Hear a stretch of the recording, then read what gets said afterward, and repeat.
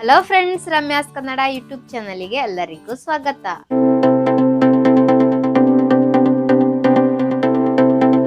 ಇವತ್ತು ನಾನು ಬಂದಿದ್ದು ಜೋರು ಕೆಮ್ಮಲ ಬರ್ತಿದ್ರೆ ಅದನ್ನು ಸುಲಭವಾಗಿ ಗುಣಪಡಿಸೋಕೆ ಮನೆಯಲ್ಲೇ ಮಾಡಬಹುದಾದ ಮನೆ ಮದ್ದೊಂದನ್ನು ನಿಮಗೆ ಕೂಡ ಶೇರ್ ಮಾಡೋಕೆ. ಹಾಗಿದ್ರೆ ಬನ್ನಿ ಫ್ರೆಂಡ್ಸ್, ಅದು ಹೇಗೆ ಮಾಡೋದು ಅಂತ ನೋಡ್ಕೊಂಡು ಬರೋಣ.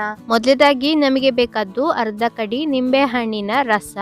ನಾವು ಮೊದಲು ನಿಂಬೆ ಹಣ್ಣಿನ ಬಿತ್ತನ್ನು ಈ ತರ ಕತ್ತಿ ಸಹಾಯದಿಂದ ಆದಷ್ಟು ತೆಗೆದ ನಂತರ ನಿಂಬೆ ರಸವನ್ನು ಹಿಂಡಿದ್ರೆ ಬಹಳ ಸುಲಭ. ಇಲ್ಲದಿದ್ದರೆ ನಾವು ಹಿಂಡಿದ ನಂತರ ಅದರ ಬಿತ್ತನ್ನು ಸಪರೇಟ್ ಮಾಡಬೇಕಾಗುತ್ತೆ.